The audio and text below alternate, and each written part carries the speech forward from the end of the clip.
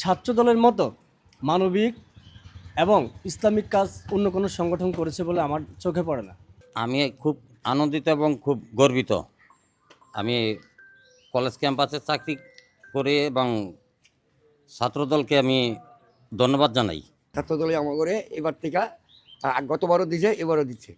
আমি দোয়া করি ছাত্রদল যেমন সব সময় করে জিত করতে পারে।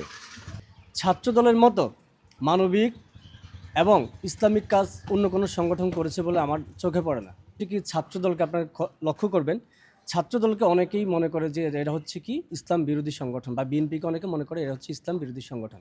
আসলে আপনারা যদি 5ই আগস্টের পূর্বে দেখেন অথবা 5ই আগস্টের পরে দেখেন, ছাত্রদলের মতো মানবিক এবং ইসলামিক কাজ অন্য কোনো সংগঠন করেছে বলে আমার চোখে পড়ে না। সেই জন্য ছাত্রদলে আমি মনে করি ছাত্রদল বরাবরই ধর্মের সাথে আছেন, ধার্মিকতার সাথে আছেন, আগামীতেও থাকবে। এবং ছাত্রদল সবসময় ধর্মকে যে পরিমাণ করে অন্য কোনো সংগঠন মুখে বলে, কিন্তু বস্তুত আমার চোখে পড়ে না।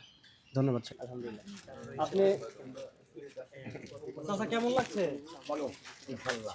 এই যে ঈদকে সামনে রেখে একজন আপনাদের নতুন পাঞ্জাবি তুলে দিলে, নতুন পাঞ্জাবি ঈদ করবেন, একটু বলেন তো কেমন লাগতেছে এখন? খুব মাশাআল্লাহ ভালো লাগতেছে। আমি দোয়া করি ছাত্রদল যেমন সব সময় করে জিত করতে পারে। এভাবে কি কখনো অন্য কেউ আপনাকে উপহার দিয়েছে কিনা? না, আমার কই দিছে না।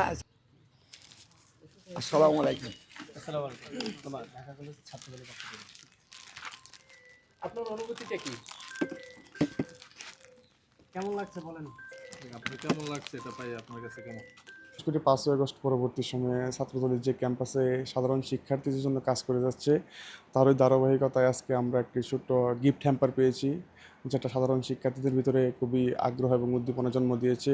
আমরা চাই ছাত্রদল শিক্ষার্থীদের পাশে থাকুক, এরকম ছোটো ছোটো উপহার দিয়ে এবং শিক্ষার্থীদের ভিতরে পজিটিভ কর্মকাণ্ড দিয়ে ছাত্রদল এগিয়ে যাবে সেই প্রত্যাশা রাখি। তো বছরে হচ্ছে যে কোনো কালে আমরা দেখি নাই এই ধরনের হচ্ছে যে সুন্দর মনোরম পরিবেশে হচ্ছে যে কোনো রাজনৈতিক দলগুলা প্রত্যেকটা হলপাড়ায় এসে এভাবে হচ্ছে প্রত্যেক রুম কেন্দ্রিক যে ধরনের সুন্দর ভ্রাতৃত্বমূলক আচরণ করছে সেটা করে নাই।